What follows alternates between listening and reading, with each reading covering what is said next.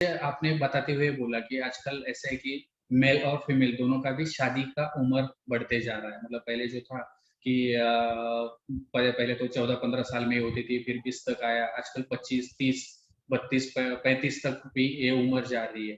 तो इसमें बहुत सारी फीमेल्स है कि जो चाहती है कि मैं इतनी देर क्यों रुकी, मुझे सेक्सुअल लाइफ एंजॉय करना है।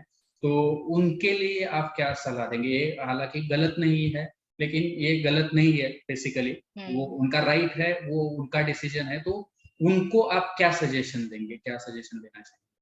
सो बेसिकली मैं सजेशन वही दूँगी कि आप मेक श्योर कीजिए कि वो आपकी कंसेंट से हो रहा है, आप प्रेशर में नहीं कर रहे हो, आप कॉन्ट्रासेप्शन यूज़ कर रहे हो, क्योंकि ये ज़रूरी है कि आप अपने जो पार्टनर है वो ज़रूरी नहीं है कि सिंगल पहले भी उनके कई एनकाउंटर हो सकते हैं, आपके भी हो सकते हैं, तो दोनों को प्रोटेक्ट करने के लिए, इन्फेक्शन ना हो, बेसिकली उसके लिए आप कॉन्ट्रासेप्शन यूज़ कीजिए, प्रोटेक्शन यूज़ कीजिए।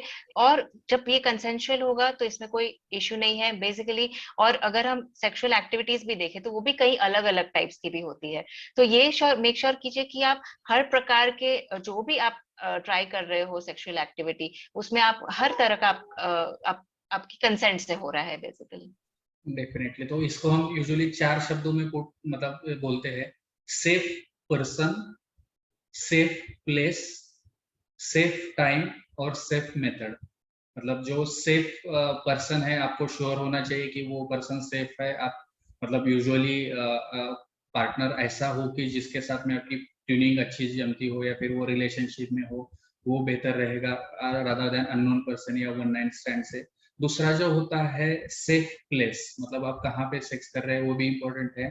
ऐसे ना हो कि आपका करियर खत्म हो जाए, या फिर आपकी लोगों को पता चल जाए और आपकी बदनामी हो जाए, फिर आपको मतलब उसकी वजह से तकलीफ बेसिकली झेलना पड़े।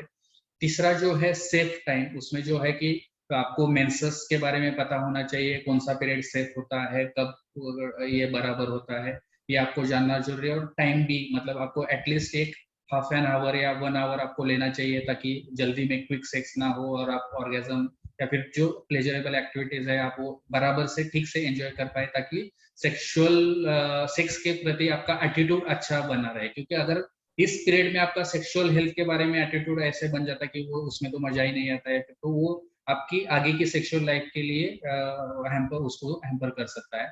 और तीसरा जो है सेफ मेथड, जैसे मैम ने बोला कि कॉन्डोम हो सकता है, या फिर और भी मतलब जो प्रिकॉशनरी मेजर्स है वो उसको इंश्योर करना जरूरी है, ताकि वो सिर्फ कॉन्ट्रासेप्शन ही से ही नहीं बचाती है, बल्कि आपको जो आजकल एड्स जैसी बीमारियां है, या फिर क्लैमिडिया, गोनोरिया, ये जो सिफिलिस, ये जो सेक्सुअली ट्रांसमिटेड डिसीज है, उससे भी बचने में आपको मदद कर सकती है।